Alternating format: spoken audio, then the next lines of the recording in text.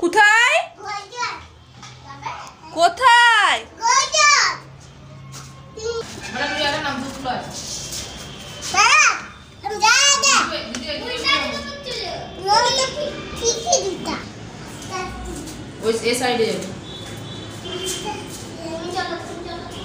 Good morning সবাইকে। আশা করি সবাই ভালো আছো।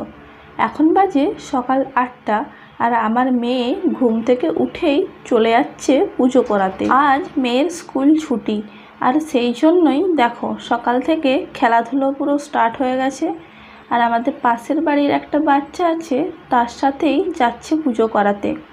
এই আমাদের এখানেই হাউসিংয়ের ভিতরেই একটা বট গাছ রয়েছে, সেখানেই পুজো হয়। তো সেইখানেই সকালের সমস্ত কাজ ফেলে বসিয়েছিলাম পড়াতে, কিন্তু সেটা আর হলো না। আর গরমটা এত পড়েছে সে আর কি বলবো। এখন খাবার দাবারও কোনো মানুষই খেতে পাচ্ছে না ঠিক করে। ওই কালকে জেদ করেছিল কেক বানাতে হবে, তো সেই কেকটাই বানিয়েছিলাম, সেটাই একটু অল্প খেলো।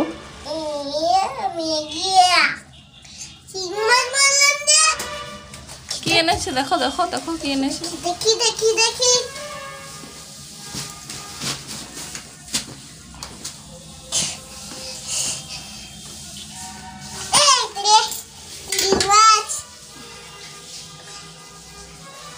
বলো না লাল শাক। হে শাকগুলো কেমন করলে, লাল শাক, এটা চপ, কাঁচা লঙ্কা। দেখলে মজা, দেখলে মজা মজা। দেখো কদিন হলো সমানে জেদ করে যাচ্ছে চিংড়ি মাছ খাবে। মেয়েটা চিংড়ি মাছ খাবো বলে বলে এমন অস্থির করে দিয়েছে। তো তার বাবা এই যে চিংড়ি মাছ নিয়ে হাজির, তো সেগুলোই আমি একটু পরিষ্কার করে নিচ্ছিলাম। কি বিক্রি করতে এনেছো? শসা, এখানে ব্রিঞ্জাল। শসা আর ব্রিঞ্জাল। দেখো শসার ইংরেজি কি বলো তো? এখন দেখ, এখন এই নাম দেখ। দেখুন দেখুন। আচ্ছা আচ্ছা, এটার ইংরেজি কি বলুন তো? শসা। শসার ইংরেজি কি? হ্যাঁ, কর্ন। Hot, cucumber. আর এটা এটা কি বলো? ব্রিঞ্জাল। ইয়েস।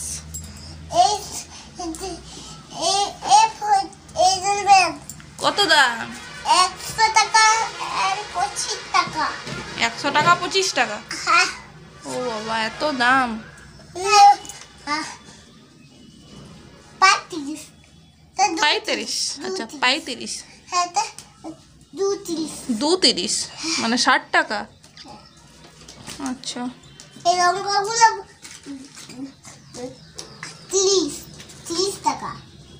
লঙ্কাগুলো 30 টাকা। আচ্ছা লঙ্কাগুলো 30 টাকা। দেখুন ঠিক আছে ঠিক আছে, যাক। আর আমি কিছু নেব না, চলে যান চলে যান, আর কিছু নেব না, আমার এত টাকা নেই তো। কাছে টাটা। আচ্ছা টাটা। আবার দেখাবে। আচ্ছা আর যাও যাও অনেক সময় গেল। এক জায়গায় দিচ্ছে আর দরজা খুলে বাইরে দিয়ে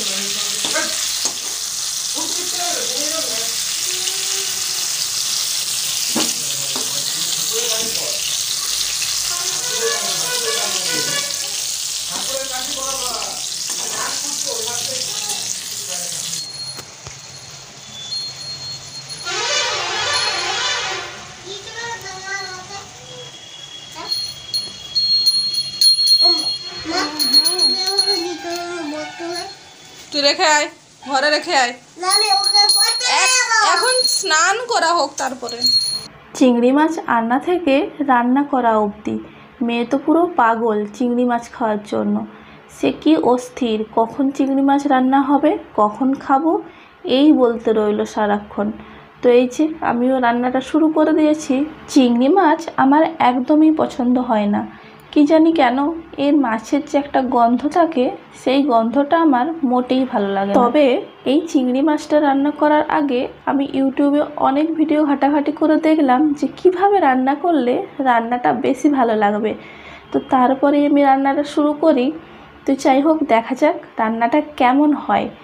তো এই যে এখানে আমি খেতেও বসে পড়েছি, ওদিকে রান্না হচ্ছে। আর আজকে যেহেতু হাফ ডে আমার হাজব্যান্ডের, তো ওই জন্য আজকে মুড়ি খেয়ে যাবে, দুপুরে এসে ভাত খাবে।